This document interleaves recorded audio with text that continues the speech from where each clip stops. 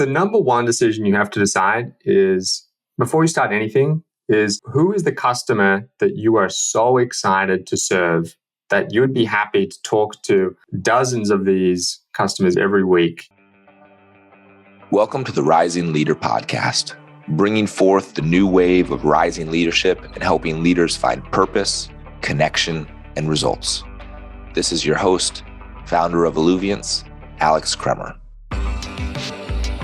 What is up, y'all? Welcome back to the Rising Leader Podcast. This is your host, as always, Alex Kremer.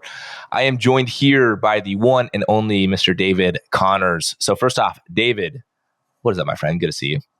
Hey, Alex. Good to be here, man. Thanks for having me on. Of course.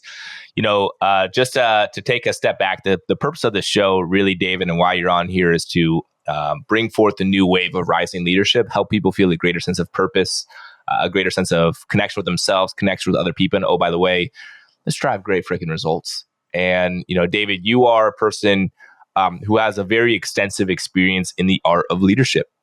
You are a 3-time startup founder, including an exit to Sequoia Capital, who acquired your outbound recruiting automation company, Automately. And now you are the co-founder and CEO of The Swarm, which you're helping companies and investors give the keys essentially to their extended networks and the relationships and the data that they can be used to accelerate sales, recruiting, fundraising, all that sort of good stuff. So I'm assuming, David, when it comes to how does one actually be a powerful leader, you are someone with an extensive experience and background within that. So I'm going to pause there. That's like my high level background on you. Is there any cool random facts that you feel like is important for any of the listeners to know about you, or anything outside of just being a 3-time startup founder? That's good for everybody to know.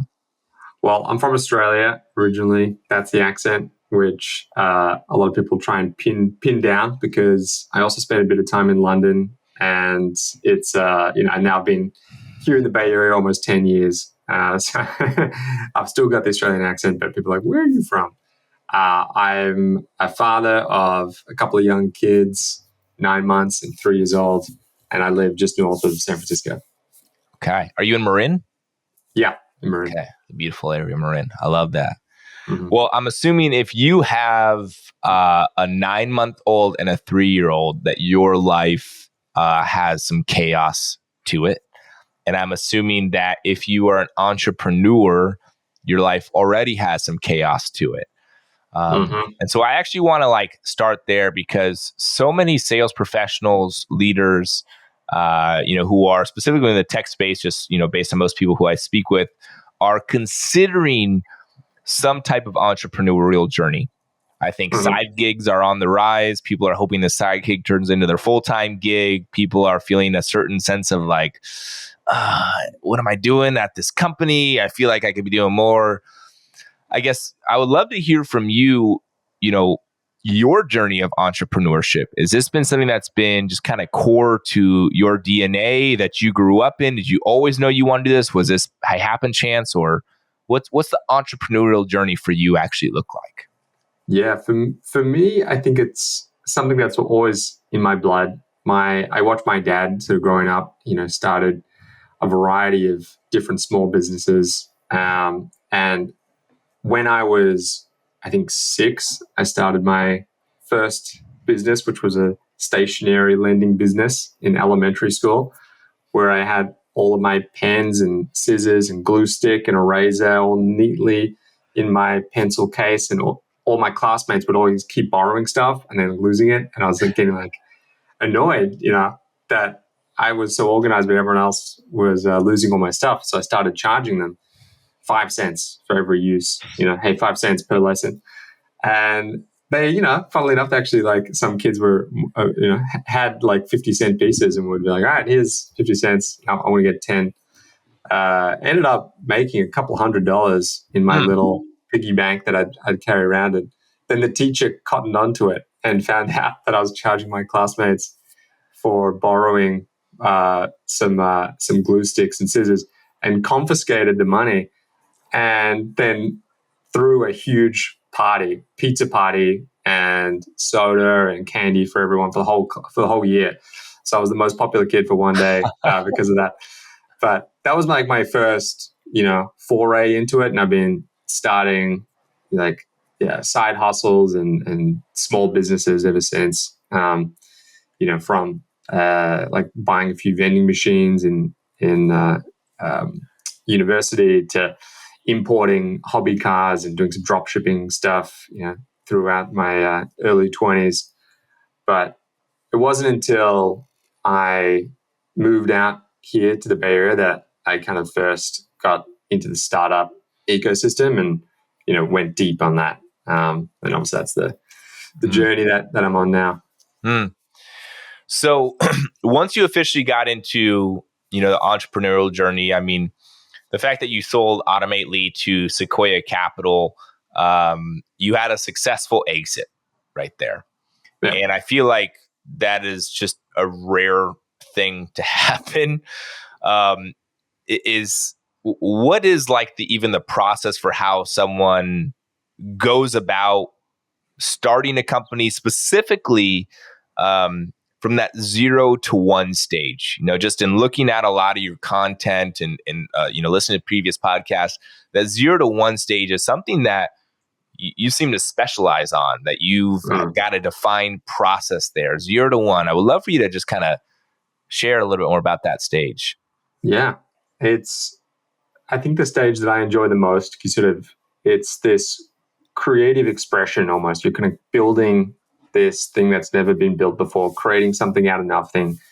It's this blank canvas that you can paint on, and you're building and creating something new in the world, which I think a lot of people, myself included, get really excited and pumped about, versus taking something that's already working and scaling it up, which is a whole different beast. And that's something that I'm learning every day about how to do that better. But from 0 to 1, the playbook that I've run a couple of times that I think works well, and I've talked to a lot of different people kind of about this, is getting deep into customer discovery and kind of understanding the needs and the pains of your customers that you're serving.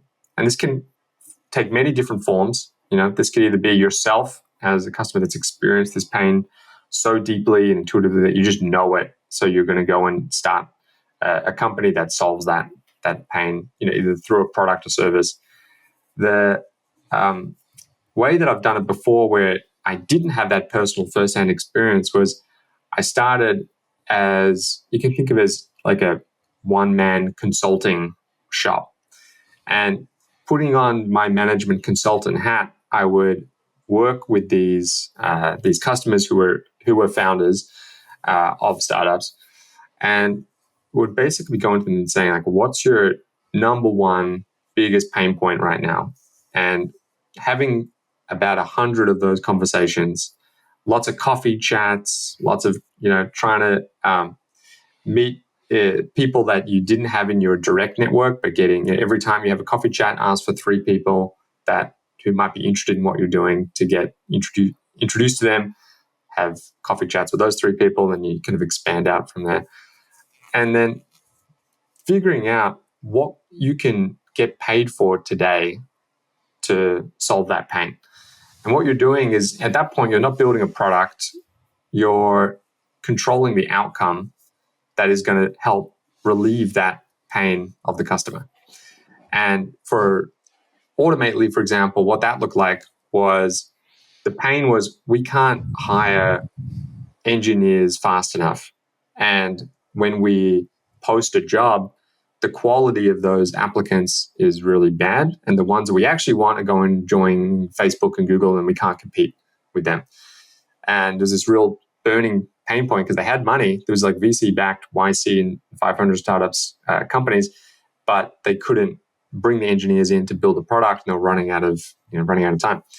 So what I did there was brought some of the tools and tactics from the growth world, which I was very deep in, to the recruiting world, and so started running these experiments on behalf of the founders and saying, I'll fully control this tech stack. I'm going to go and spin up a team of contractors and build this engine that will help you to do outbound for recruiting and a fully managed service, and controlled it end to end. And then over time, built more automation and productized that into something that was then scalable, right? But the whole time I was controlling the outcome of these the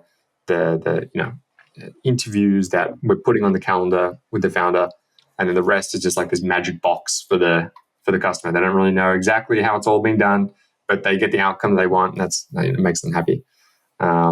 So that I've seen work really well, especially I think in this current macro environment where any VC external investor will want to see some more traction and proof points before they write a check, rather than financing this out of your own pocket. You can actually get your customers to finance this customer discovery, and this early revenue can cover your own personal runway. And especially if it's just you by yourself, which for a lot of the vast majority of companies that are getting started is just one single person. You actually don't need that much to cover your personal runway, obviously depending on your life situation.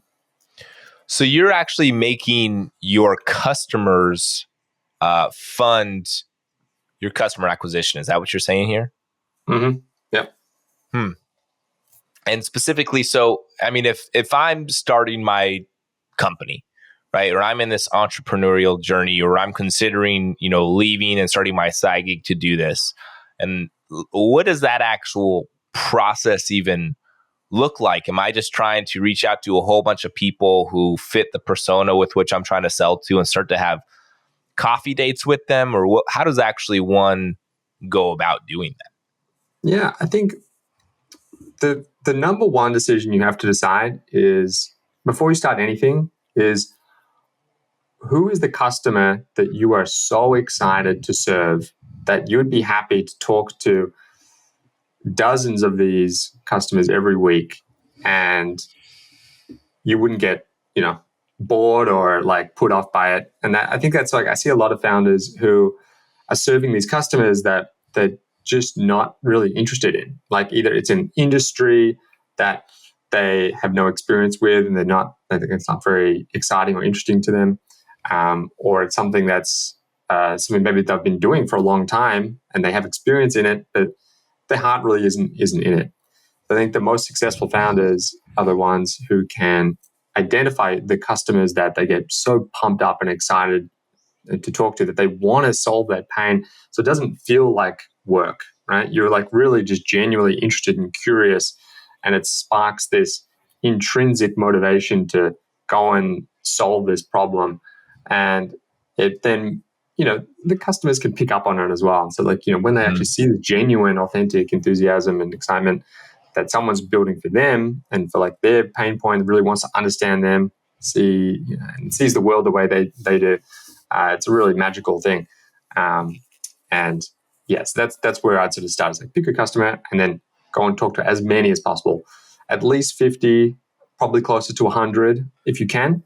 And then if you do 100, try and follow the MOM test, MOM test. If you haven't read it, would definitely recommend checking it out, where you're just drilling into their pain points, their problems.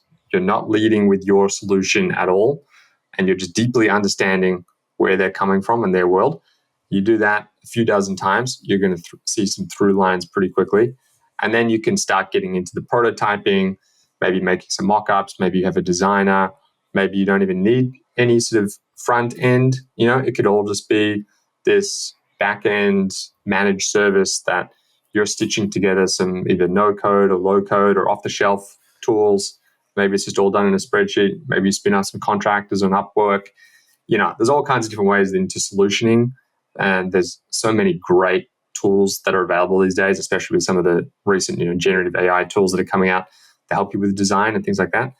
But the key thing is focusing on the outcome that you're delivering for that customer, and not get sidetracked into the busy work of like building this shiny thing that you think is really cool, and then you go back to those customers like 6 months later and be like, "Hey, look, I built this thing," and they're like, "Well, we don't really want that. If you talk to us more, you'd know that."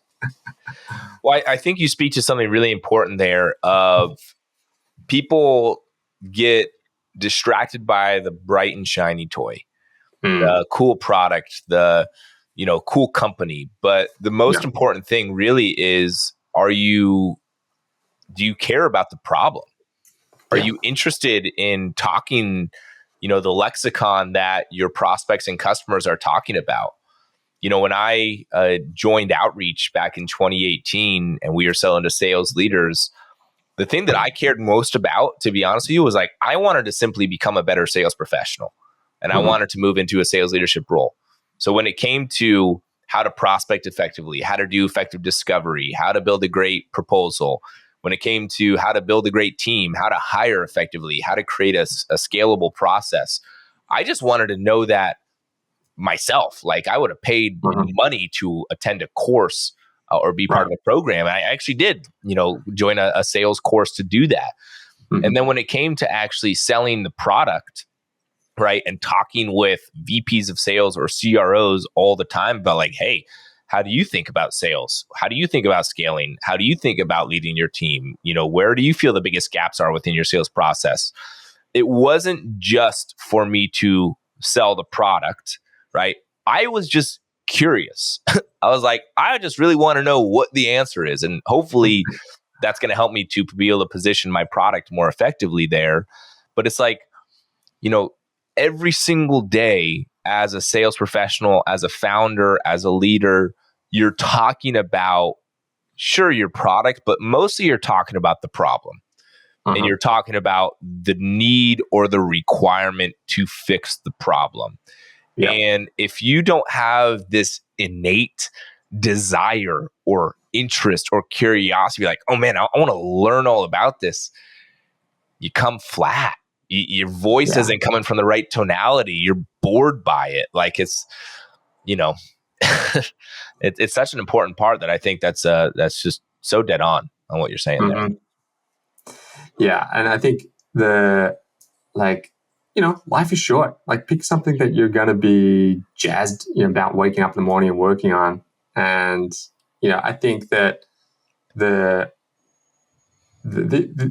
huge thing here is like, don't get stuck on the solution, because the solution to the problem is going to change, and it should. Like, as you're learning more from your customers, the solution is going to change, and you may even pivot once or twice, based on that learning and that discovery that you're collecting from your customers, and that's a good thing.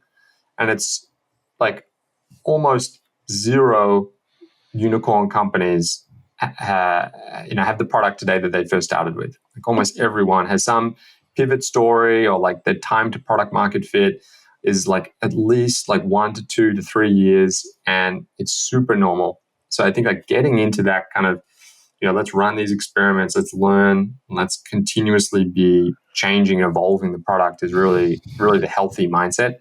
And it's one of those things where it's like, it's easy to say, but then it's hard when you kind of get into it, because it becomes like your baby, and you become like, kind of more invested. The more you build, and the more something is built out, the more you want it to work, and not like throw it all away. So it's tough, man. It's like, no, but I've invested so much time and effort and thought process into making it like this. Why can't people just like it? When in reality, it's like, hey, shit changes. It's evolving. You got to evolve with it. That's it. One of the things, David, that you talk a lot about is finding balance. You talk about not getting burnt out, and how to actually go about having a 9-month-old and a 3-year-old, and also building a company and leading a team and doing sales, how to be efficient right there. I guess I would love for you to share about, like, how do you actually either prevent yourself from getting burnt out or advise other people, whether they're in an individual contributor role or a founder or leader role, to just make it so it's like, hey, I can still experience joy and spaciousness within my life and be achieving my results that I'm looking for. Yeah, it's a really tough one. And I think as founders, we don't have that many examples that we can look to or point to that have really nailed this, and that, the toxic hustle culture that is so prized by some of the most successful people in the world, like Elon Musk, right? One of the most amazing, impressive entrepreneurs of all time, and really, really toxic way of working that burns out almost everyone that works with him, right? And it's a huge lifestyle choice that he's made, and that you talk to any founder that tries to emulate that and they'll get burnt out. It's a very, very, very rare type of person that actually enjoys working like that. The problem is that the way that the VC and startup ecosystem is constructed is that there is a high tolerance, I think, for that, because of these outlier founders that have achieved these outsized returns. However, the more sustainable approach for the vast majority of people is going to be to find that harmony between your work and your home life. And the best investors in VCs, who are often like ex-founders themselves, are the ones that you want on your cap table, who understand that and know that a founder burning out is one of the biggest causes of a company failing, right? The founder not being able to continue running the company is a death knell to that company. And that's just like the biggest reason why almost every company doesn't succeed, is that they either run out of money or the founder quits, right? And if you keep pushing at a company, you're gonna make it work eventually if you don't quit. But how do you build that sustainable pace and that harmony in your life? I think, as you said, what I would point to is efficiency, is leverage, and harmony. So efficiency being the hours that you're working being super disciplined and not focused on any low value tasks. So it's kind of I guess it's like related to leverage as well. But if you haven't, have a look at there's a great Harvard Business Review called "How to Do Work That Matters," and you can kind of break out just like your calendar and look at all the different tasks that you're doing in a week and say, what of these can I delegate internally? What can I delegate externally? What can I automate and what can I eliminate? And doing that process, maybe every month or quarter, and looking at how am I spending my time and how can I be removing any of the low value busy work.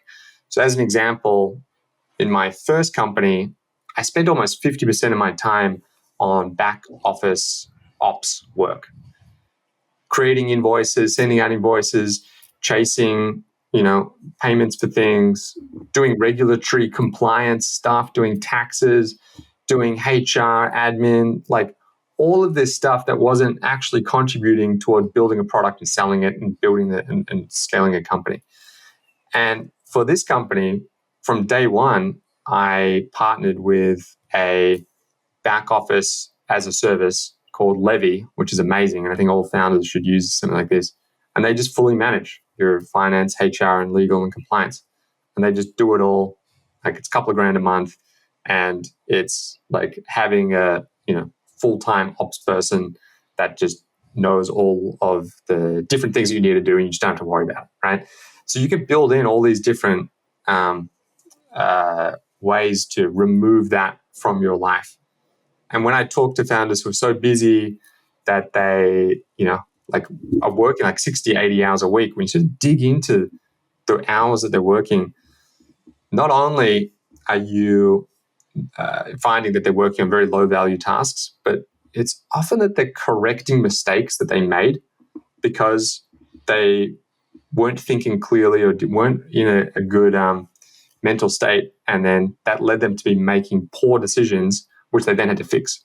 And that kind of leads to this cascading effect, like where you're constantly in this either like sleep deficit or like you're close to burnout. You're not making effective decisions as a leader. And then the whole company is then like playing catch up to try and correct that. So I think you look at the most effective leaders, and they're prioritizing sleep, they're prioritizing, and this is also getting into the harmony. They're prioritizing taking time off for their mental health, for their physical fitness, for their diet, they're exercising. I think you'd see the way that even Zuckerberg and Bezos have evolved over the last couple of decades from, these really nerdy looking guys to now they're buff and tanned, and they talk, Bezos talks about how important it is for him to sleep and to make a small number of very strategic decisions, and kind of get those right. And the other big piece about it is delegation. So I can't do all this stuff by myself. I need to have a team that I fully trust to hand over things and not micromanage them. And that's a big trap that I see founders fall into, which is that they could be doing all these different things and they still want to have full ownership over it, even though they've hired someone to do it, whether it's product, whether it's marketing, whether it's sales, whatever it is. So it's hire the people to run the machine and then fully trust them and empower them to do their jobs, and don't micromanage them. And if you can do that, then you're going to be on a good harmony and be able to continue scaling up. Yeah. At what stage, though, do you do that? And I want to just give some context to this question, because I feel like the 0 to 1 stage, just even being in that early stage of building, my own company, there's a lot that simply I'm being required to do, whether it be sales conversations, whether it be content, whether it be serving our customers, whether it be, posting on LinkedIn, everything essentially at that point where the idea of, just delegate this or hire other people to do that, it's not possible right now. It's nobody knows how to actually do that, because I actually don't know how to do that yet. And I'm still developing what the process looks like. Or, I would love to hire somebody. We don't have cash to hire somebody right now, right? As of right now, that's important for me to be doing. So do you feel like there's just that stage at the very beginning where you're just gonna, like the Jeff Bezos, the Zuckerberg, they grinded at the beginning? I don't know how many times I've seen this damn Bezos picture of him being in his room in 1997 or something, says Amazon.com on the board, because he was grinding. It's is that stage of your entrepreneurial journey, is that just a requirement, like a rite of passage to go on before then you get to the stage okay, we can hire people, we can delegate, I can actually say part of my job responsibility is sleep? Right. I think yes. Look, in the real world, you have to, as I mentioned, you have to build the machine and then get the people to run it. That machine to be up and running and cranking, as you said, you need to do everything yourself first to understand how it's done, and then you can build the process around it. Then you can productize it and get someone to run it. And I will say that even if you can't hire a full-time in-person employee, you can still get a lot done with some lower-cost virtual assistants. And these can be folks who are doing a lot of that busy work. They could be sales admins, for example, who are updating your CRM, who are taking call notes and putting into follow-up actions, who are managing your inbox, who are doing any of that accounts receivable and payable. And there's all these different activities that I bet you're probably doing that could be outsourced to a trusted virtual assistant. And getting sort of into that mindset as early as possible, all right, this could be delegated. Maybe I don't have the budget for it right now, but starting to think about all the different activities you're doing, and then as soon as you can, outsourcing it. And maybe that just becomes part of the burn, which is your personal burn is $1 to $2K a month extra for this virtual assistant, and you load that person up with as much stuff as you can throw over the fence to them. They could be working 20 to 40 hours a week doing all kinds of different behind the scenes admin and ops tasks.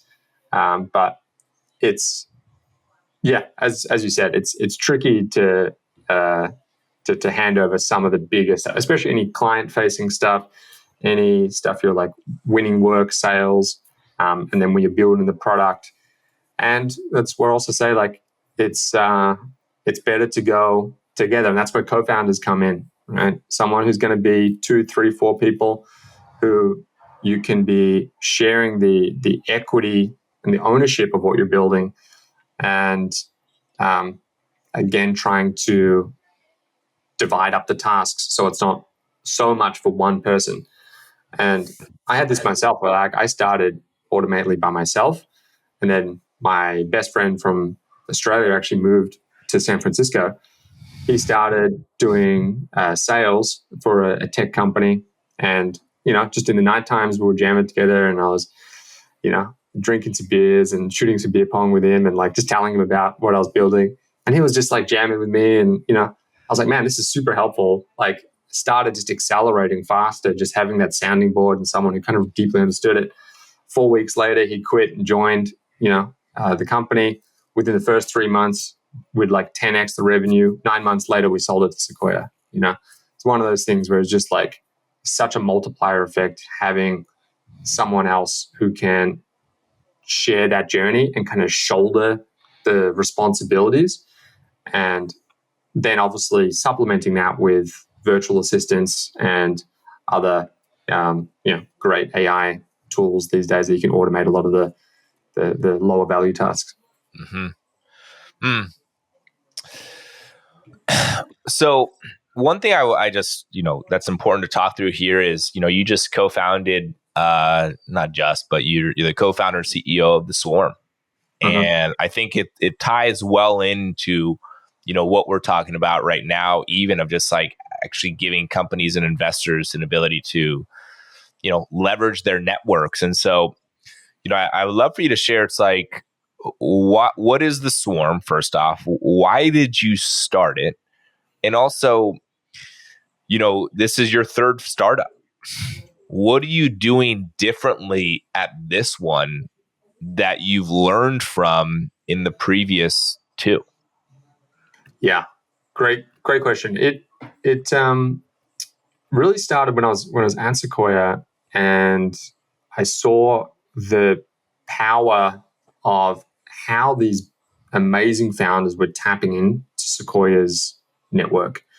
And they were getting warm intros to customers, to talent, to other investors. And there's almost this like unfair advantage that they had, over their competition in the market. And they could really, like, we were surprised often that talent would, these candidates that we would introduce them to would end up joining these like incredible, seasoned VPs of marketing and stuff like that. But because they had the Sequoia logo and kind of trust and proof point, they could get access to that. So this was something that I wanted to figure out how to build a machine around leveraging the relationships and the trust that exists in the ecosystem and that sits around a company. And, big fan of LinkedIn and what they've done for individuals, but it felt like there was this gap for how a company could leverage its own collective network. And I sort of built this small proof of concept with the product and data science team at Sequoia, and kind of saw that it was possible. There was a few things on the data side that had shifted in the landscape that kind of now made this possible. And so that's when I left. I started doing more discovery on this, talked to a couple of hundred founders and investors, and understood like, why didn't this exist? There was multiple attempts at it in the past, but they failed for different reasons. And I kind of worked through those, and then basically built conviction. And I think it was, the time was now, and it was possible, and everyone agreed on the value that tapping into a warm intro is going to lead to much better results than if you were going to go straight cold. And then over the last 3 years, especially on the sales side, we've seen this huge shift away from the spray and pray, zero interest rate, predictable revenue era, playbooks, where a lot of these companies were scaling up these internal teams of lots and lots of salespeople, often using outreach, or another mass emailing and mass dialing tool, which were fantastic at scaling up the productivity and efficiency of these reps. But then you had 100,000 VC-backed startups and companies around the world sort of copying the same playbook, and it led now to this overload in people's inboxes, right? So we were the beneficiaries of that trend, and then the whole generative AI boom as well has also been a great beneficiary to us. As more noise equals more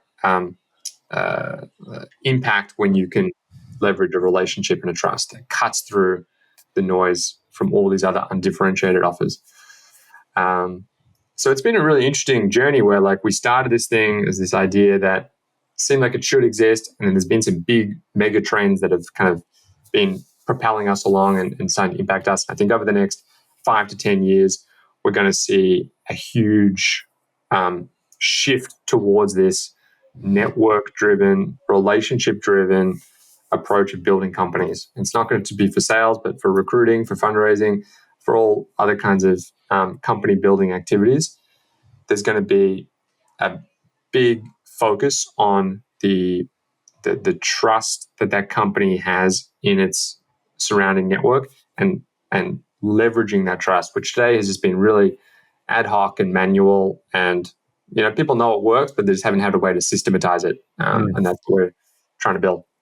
And so what's the thing that you're doing differently on this one that you didn't do on the previous ones? Few things. So one is I was able to raise VC money for this one from the outset. It was in 21. It was a boom time, and it was a good time to be raising. Opposed to now, which is not a good time to be raising. So managed to put together a pre-seed round pretty quickly, which was great. So then I was able to have the resources to start hiring and to start accelerating the development of what we were doing, building that ops function and handing over as much of the low value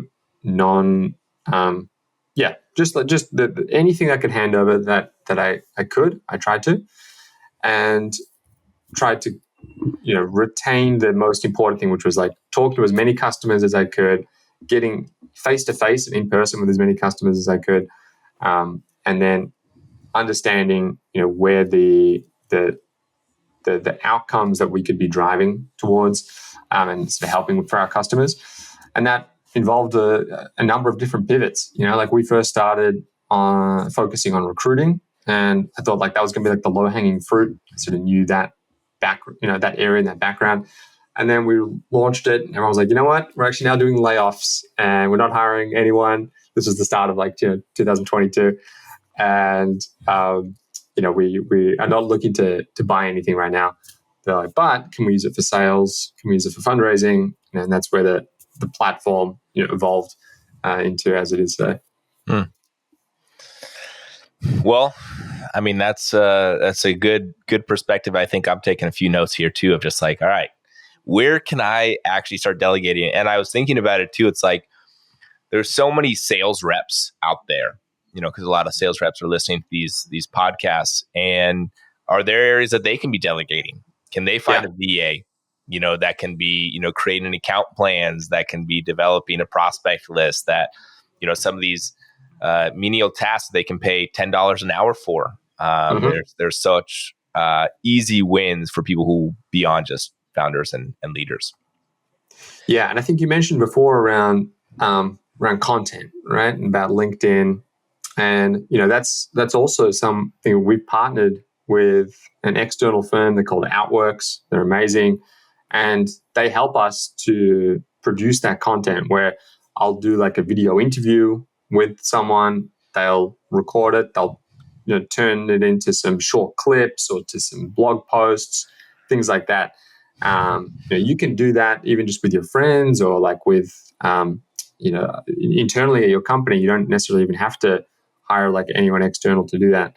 But that I found is one of the best ways to kind of build trust at scale. And I like the playbook that Adam Robinson from retention.com and a few of these other kind of B2B influencers that are emerging, sort of showing that execs want to buy from people they know and trust. And typically that's going to be people that they've been consuming the content of. And you can think of this as like, if you're even an individual contributor sales rep, you want to be building your audience, either it's on LinkedIn or Twitter or in these communities that that you can be part of, and definitely join and sign up for as many communities and Slack and Discord and different other things. Go to in person, go to meetups and happy hours, and try and expand and build your network. But LinkedIn, especially for sales folks, is going to be the key one.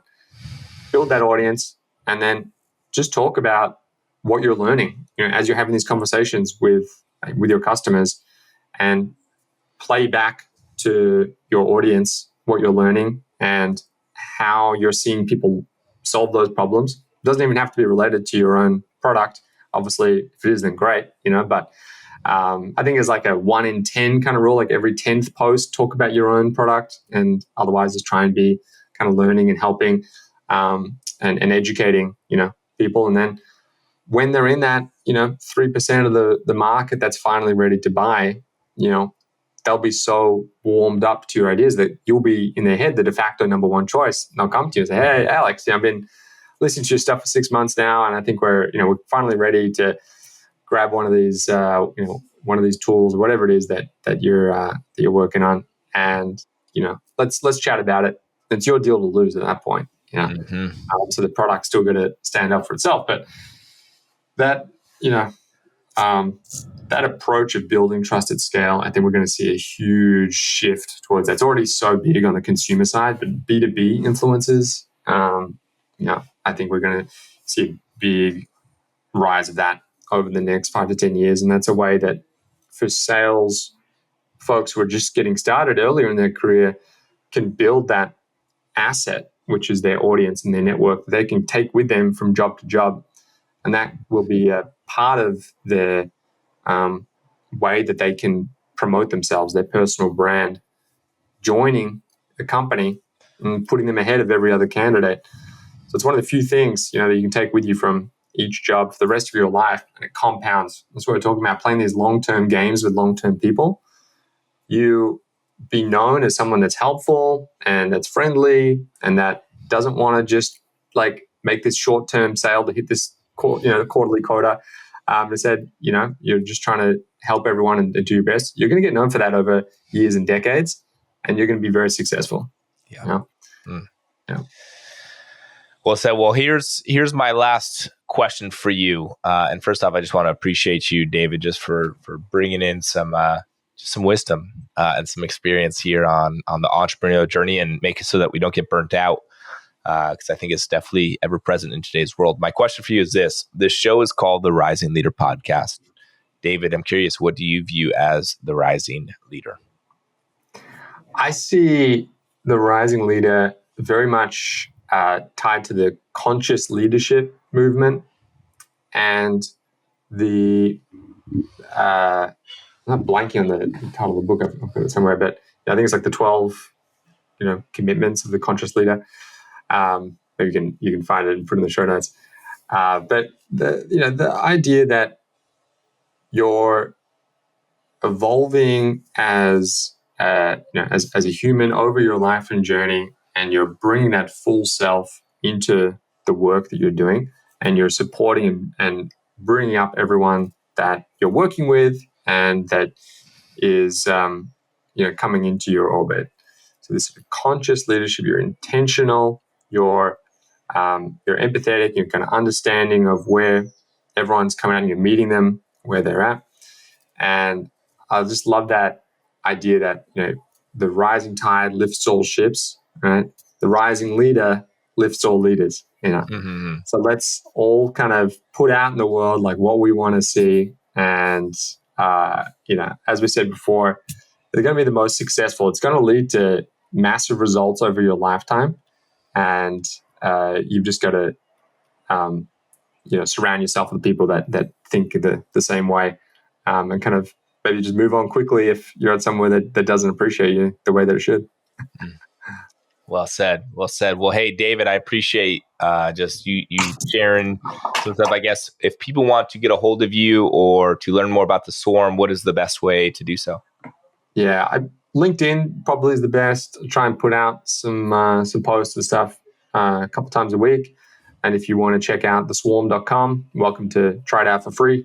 Give it a play around and just ping me if you want to chat directly. Happy to talk to anyone one-on-one. Wonderful. Well, appreciate everybody for hopping on here, and we look forward to seeing you on the next podcast. Thank you, David.